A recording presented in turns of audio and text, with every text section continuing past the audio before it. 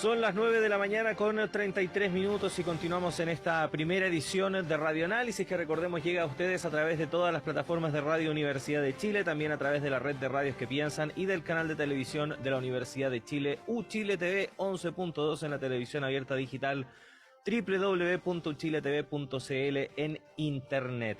Vamos a hablar de municipalidades, de corrupción, dos palabras que lamentablemente han estado vinculadas en el último tiempo a propósito de diversos casos que hemos visto en los medios de comunicación, la bullada de detención de la exalcaldesa de Antofagasta, Karen Rojo, episodios que tienen que ver, por ejemplo, con el alcalde de Recoleta, Daniel Jadwe, lo que ya hemos visto en municipios como Maipú, también Viña del Mar, Lo Barnechea, el caso de San Ramón, también con el alcalde Aguilera, exalcalde Aguilera, también muy emblemático, así que queremos saber qué está pasando en nuestras municipalidades. Está con nosotros la abogada, magíster en Derechos Fundamentales, directora ejecutiva de Chile Transparente, María Jara Quemada, a quien le damos la bienvenida. ¿Cómo le va, María? Buenos días, gracias por estar acá en Radio Universidad de Chile. Hola Claudio, muy buenos días y muchas gracias a ustedes por la invitación.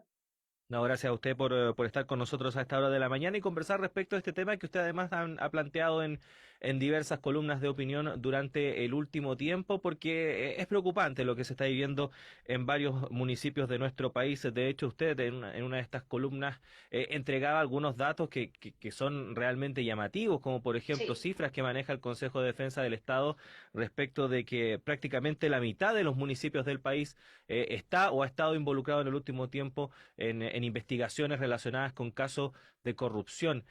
¿Qué pasa en nuestra institucionalidad que finalmente se ha permitido que en los municipios haya proliferado tanto esta práctica? a ver, yo creo que esto es algo que viene de hace un tiempo y yo creo que hay bastante consenso que en general en los municipios hay ciertas debilidades regulatorias e institucionales que pueden permitir estos casos de corrupción y que además a veces dificultan su detección y su debida sanción. Y lo que estamos viendo ahora con estos casos de bueno, Karen Rojo, también de Miguel Ángel Aguilera, el alcalde de Recoleta también tuvo un revés judicial, aunque está en investigación, por supuesto, eso, son nada más que síntomas de esta debilidad institucional y que hay bastante consenso. De hecho, la Comisión Engel, que ya ha pasado su tiempo desde que entregó su informe, fue el año 2015, una de las grandes partes del informe la dedica precisamente a propuestas de cómo fortalecer a los gobiernos locales.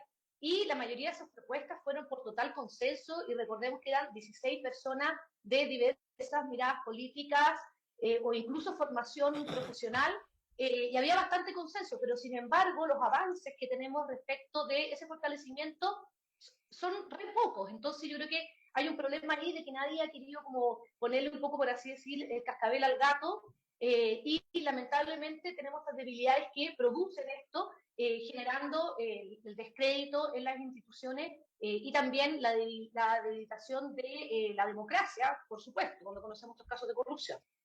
Ujú. Sí, porque efectivamente, si fueran algunos casos puntuales, uno podría suponer que la responsabilidad principal es de las personas. Bueno, siempre va a ser la responsabilidad de las personas que cometen estos actos, pero cuando ya es algo generalizado, a tal punto de que casi estamos hablando del 50% de las Sí, municipalidades, es porque efectivamente hay un problema estructural. efectivamente, y eso es lo que preocupa. O sea, estas cifras del Consejo de Defensa del Estado no son menores. O sea, ellos mismos señalan cómo con el tiempo han ido aumentando las investigaciones que hay en contra de municipios por delitos de corrupción, llegando a la mitad de los municipios de estar con investigaciones donde el Consejo de Defensa del Estado se ha hecho parte. Entonces, eso claramente nos habla de que hay un tema sintomático y que debiéramos hacernos cargo. Entonces, yo creo que hemos tenido oportunidades que hemos perdido y yo espero que con la conversación de descentralización que se está teniendo a raíz del proceso constituyente, ya sea que se apruebe la propuesta de nueva constitución, ya sea que se rechace, pero yo creo que el tema de descentralización es algo que está bastante instalado, nos ayude a fortalecer también esto. O sea, yo creo que parte importante de la descentralización no es solo otorgar facultades o recursos a las entidades, sino que también fortalecerlas para que su rol sea efectivamente más eficaz y también darle ese poder a la ciudadanía para que pueda hacer ese control ciudadano que es muy relevante también para mantener estos casos al margen. Ujú. A propósito de la discusión constitucional, la descentralización y esta autonomía territorial que, por cierto se debatió durante el proceso y que está contenido, de hecho, en la propuesta, quienes se han mostrado críticos respecto de avanzar en esa dirección, ponen precisamente como argumento lo que ocurre con las municipalidades, porque dicen, claro, efectivamente, si otorgamos más autonomía a estas instituciones que hoy están pasando por esta situación, la situación incluso puede ser aún peor. ¿Cómo ve usted ese sentido? O sea, lo que pasa es que si vamos a entregar más autonomía, no tiene por qué ser una situación peor si es que nosotros tomamos los resguardos debidos. Y eso es en cualquier aspecto, en la descentralización, en la creación de nuevas entidades autónomas, incluso en el fortalecimiento de los sistemas judiciales, etcétera. O sea, yo creo que eso es algo que se da en todo tipo de entidades, solo que efectivamente nosotros tenemos en municipios una situación distinta a la que tenemos, por ejemplo, con el gobierno central. Lo mismo ocurre en el Congreso. El Congreso no tiene ningún fiscalizador externo como es la Contraloría respecto de las entidades de la Administración del Estado y hemos visto que por eso varias normativas que tienen que ver con integridad, con transparencia, con rendición de cuentas se cumplen de un modo mucho más deficitario que lo que ocurre respecto del Poder Ejecutivo. Entonces, acá se trata de fortalecer a las entidades y yo creo que son cosas paralelas. Efectivamente, claro, si hacemos mal las cosas, por supuesto que vamos a generar más brechas y más nichos de corrupción. Pero la descentralización, si trae estos contrapesos, que debiera de tenerlos, porque yo creo que algo que no hemos entendido o que hemos confundido muchas veces es que la autonomía no es sinónimo de falta de control. La autonomía es que yo tengo el poder de tomar cierto tipo de decisiones de forma autónoma, pero eso no implica que yo no tenga que rendir cuentas ni de que haya alguien que pueda fiscalizar tanto la ciudadanía, los medios de comunicación como otra entidad que pueda fiscalizar lo que yo haga y que en el fondo me rija por la normativa y cuando no lo haga, que sea debidamente sancionado. Eso yo creo que en el fondo es muy entendido, por ejemplo, se habla mucho de los pesos y contrapesos del Poder Legislativo sobre el Poder Ejecutivo. Es que es lo mismo en el área municipal o en los gobiernos locales. Entonces, yo creo que efectivamente eso se puede hacer bien y dependerá de las leyes que se dicten al respecto en caso de aprobarse la nueva constitución. Ujú. María, dentro de la estructura interna de las municipalidades aparece en el papel como esta suerte de fiscalizador o de contrapeso del rol del alcalde el Consejo Municipal. Sí. Eh, ¿Por qué el Consejo Municipal no ha podido cumplir ese rol fiscalizador que supuestamente tiene en el papel? A ver, yo creo que acá hay distintas situaciones. A veces efectivamente no tiene las competencias o los recursos necesarios para poder hacerlo. Recordemos también que los concejales no tienen dedicación exclusiva. De hecho, en general, por la dieta que reciben, tienen otras fuentes laborales y por lo tanto no pueden dedicarse de ese modo como si lo hace el alcalde o alcaldesa de turno. Y por otro lado, a veces tienen sus facultades bastante restringidas. Pero también hemos visto en muchos casos que cuando el consejo es más bien afín políticamente al alcalde o alcaldesa de turno, no ejercen ese rol de contrapeso tan potentemente por un tema político. Entonces yo creo que ahí hay algo relevante. Por ejemplo, hemos visto, y hay estudios que así lo demuestran, que en Brasil ha cumplido un rol muy relevante las auditorías que realiza la Contraloría brasileña antes de los periodos electorales, porque la Contraloría tiene la facultad de mandar esos antecedentes cuando detecte irregularidades al Ministerio Público, acá en Chile también, pero no solo eso, sino que también a las autoridades que pueden destituir o sancionar fuertemente a los alcaldes, alcaldesas y concejales. Acá en Chile la Contraloría no puede hacer eso.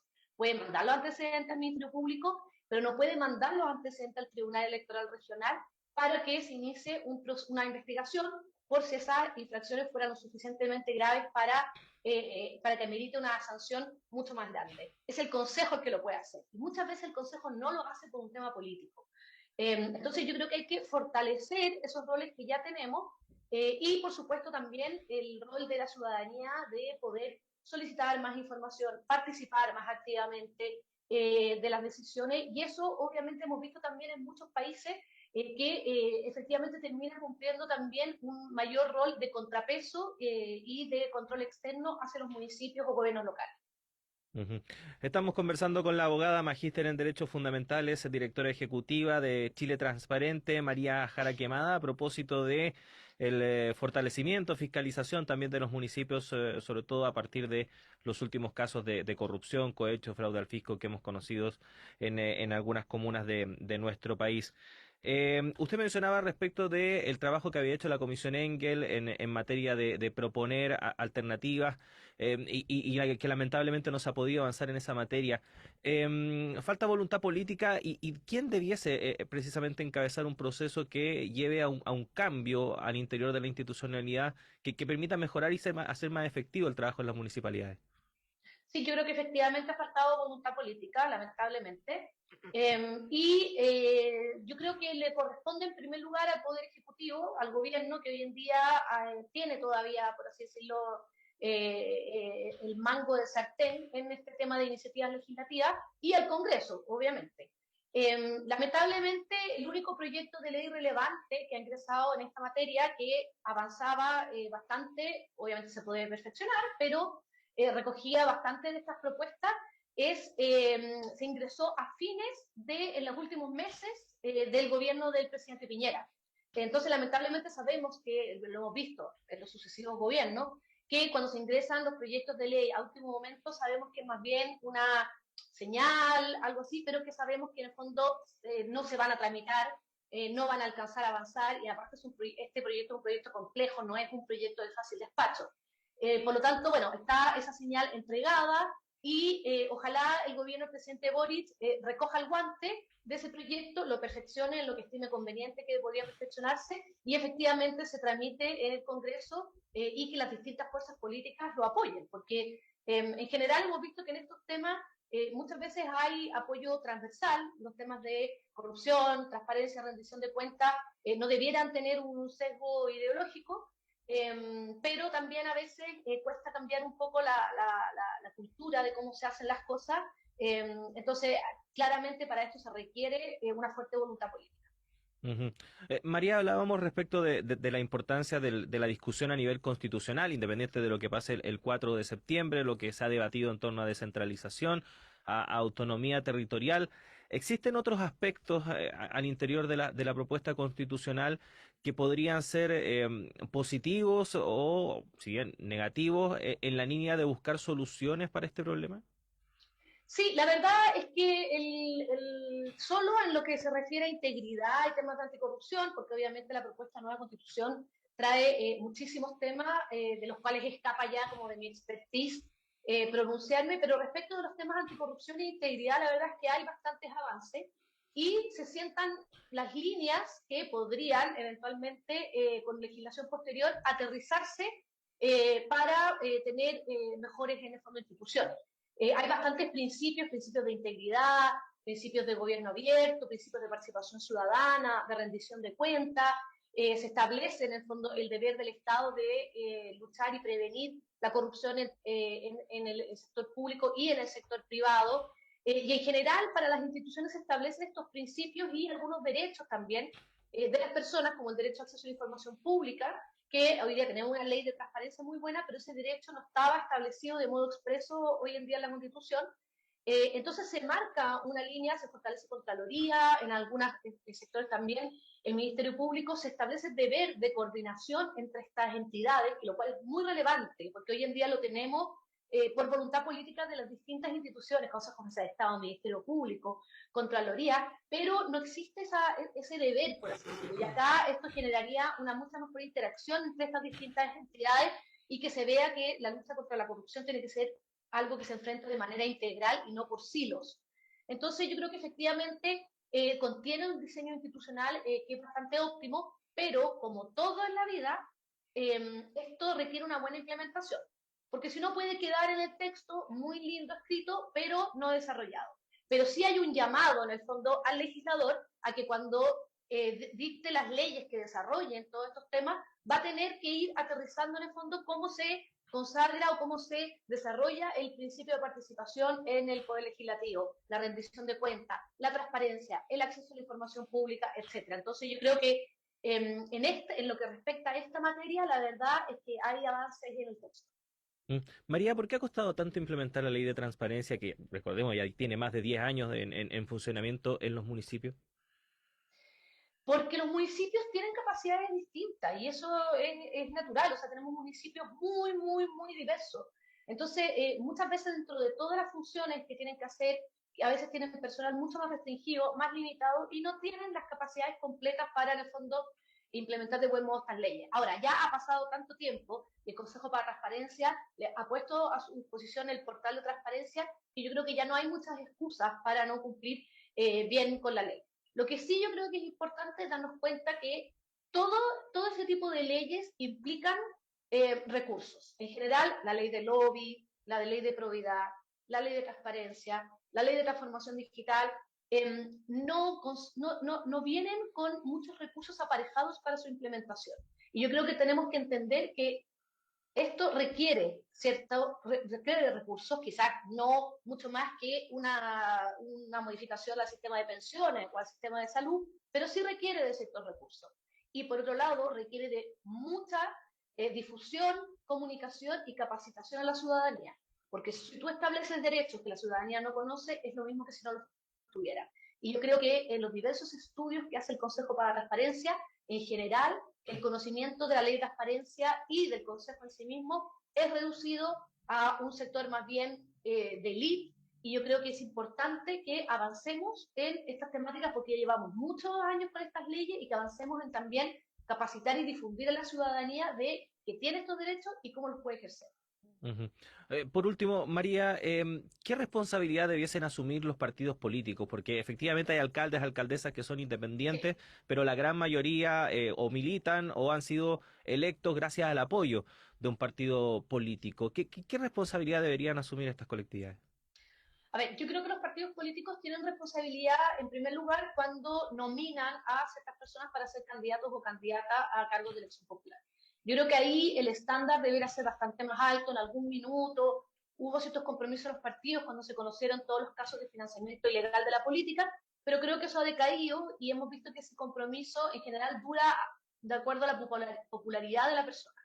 ¿Ya? Entonces yo creo que ahí debería haber un compromiso bastante más alto, primero con personas que ya han sido sancionadas, por ejemplo, por casos de corrupción, y segundo, personas que están siendo investigadas, que por supuesto que tienen presunción de inocencia, pero que puede ser prudente quizá esperar a que se resuelva la situación judicial antes de proponerlas para cargos de elección popular. Lo peor que te puede pasar es que esa persona gane la elección y meses después pueda ser condenada. Entonces, yo creo que ahí falta más compromiso de parte de los partidos políticos de mirar un poco menos el éxito electoral, que yo sé que obviamente es algo que es consustancial a los partidos políticos, pero entender que lo que puede ser pan para hoy es hambre para mañana. Y que la afectación a la credibilidad de los partidos, que ya está en el suelo, o sea, no despega en la encuesta C, eh, yo creo que es lo suficientemente grave como para que amerite que empecemos a pensar en la estrategia más bien a mediano y largo plazo, más que solo la cortoplacista, mirando en el fondo al éxito de las próximas elecciones. Mm. María Jara Quemada, abogada, magíster en Derechos Fundamentales, directora ejecutiva de Chile Transparente, muchas gracias por haber estado esta mañana conversando con nosotros. Que esté muy bien. Muchas gracias a ustedes, que tengan un buen día. Igualmente.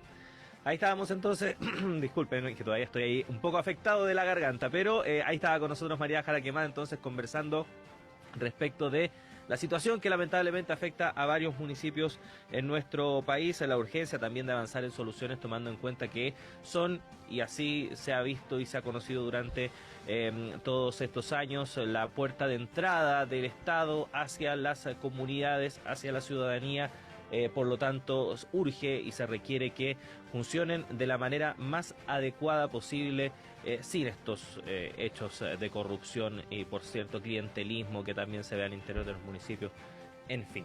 Bueno, son las 9 de la mañana con 52 minutos. Algunas informaciones que han ocurrido durante esta mañana de día jueves 21 de julio. Por ejemplo, el presidente Gabriel Boric, que ha participado del lanzamiento de la campaña Voto Informado, todo esto a propósito del plebiscito del próximo 4 de septiembre, participó en una ceremonia que se realizó esta mañana ahí en la comuna de Peñalolén, en el sector oriente de Santiago. Vamos a tener detalles de esa actividad en nuestro diario electrónico y por supuesto también a las 13 horas en la segunda edición de Radio Análisis. Y en materias económicas, el dólar sigue bajando a propósito de noticias que provienen desde el extranjero. Por ejemplo, el Banco Central Europeo, que anunció una alza histórica en su tasa de interés. Bueno, esto ha repercutido en el tipo de cambio de la divisa estadounidense y sumado a decisiones internas, como por ejemplo la del Banco Central de intervenir el tipo de cambio, han provocado que la moneda estadounidense siga cayendo en nuestro país. Así que vamos a ver de qué forma se va desarrollando esto, si es que se va a mantener o si es que es una caída momentánea y posteriormente a futuro pueda subir nuevamente. Vamos a ver qué va a ocurrir finalmente entonces con el dólar. 9,53. Gracias por habernos acompañado esta mañana acá en Radio Análisis. En breve llega acá a la 102.5 FM Antonella Esteves y Semáforo. Y por cierto, siga junto a la red de radios que piensan y también a la programación de nuestro canal de televisión de la Universidad de Chile, UChile TV, 11.2 en la televisión abierta digital. No lo olvide, www.chiletv.cl en internet. Gracias a Ricardo Hinojosa, a Manuel Silva, a Tania González en la producción periodística, a todo el equipo de la radio, y la invitación es a que nos sintonicen mañana, como siempre, a las 7 en punto. Que estén muy bien.